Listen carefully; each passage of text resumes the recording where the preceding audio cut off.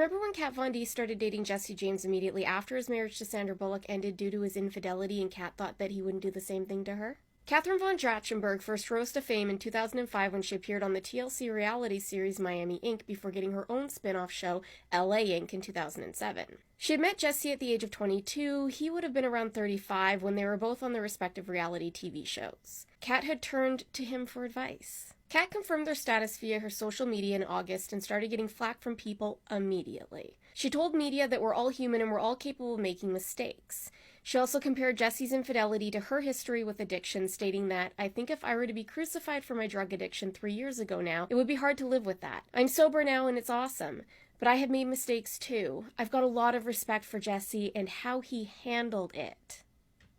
They would step out together in an official capacity in September at the opening of her new art gallery, where she would introduce Jesse to her papa for the first time. That following January, Jesse announced that he and Kat were engaged after 10 months of dating.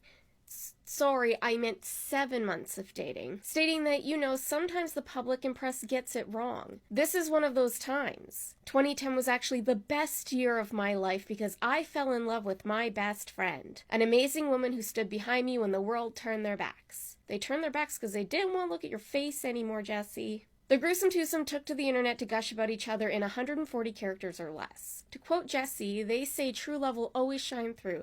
The only reason I started the Bird app again, so I could publicly profess my love for Kat Von D.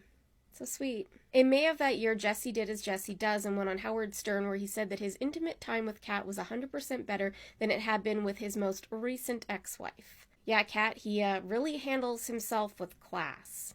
A month later, there were murmurs that something was rotten in the state of Trachtenberg, and the two might be on the outs. Jesse lashed out, denied the claims, same old, same old. Shockingly, on July 25th, 2011, the two confirmed that they had split. It's almost like where there's smoke, there's fire. Kat tells the world that she's no longer with Jesse, and that's all she was going to share. It had been long rumored that their long-distance love was putting a strain on their relationship, with Jesse based out of Texas and Kat out of LA. Psych! The two got back together and were engaged once again. True love, you guys. It's forever. But not really, because by September they were broken up again and Kat was angry. She took to the Book of Face with this post. "Today I encountered the 19th girl to add to the list of people Jesse cheated on me with during this last year. She admitted that there was a time when she was confident and excited at proving the world wrong because she believed so deeply in people's ability to change for the better. Although this was not a primary purpose in the relationship, I did feel like it would be a positive thing for those who judged Jesse solely based on what they read in the tabloids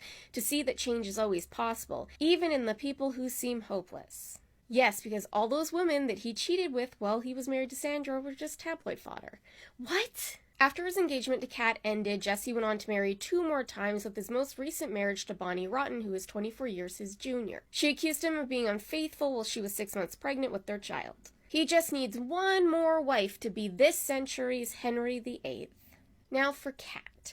In 2018, Kat married Rafael Reyes, frontman of the band Prayers. The two were wed in a very gothic wedding. The bride even wore horns, which is why it's interesting that she's now a devout Baptist, although her husband has yet to accept the God into his heart and take the holy dip. But Kat's done a bunch of other absurd things, so let's just chat about that for a minute. Firstly, do I think that Kat is a vanilla dip supremacist with a side of neo-Yahtzee?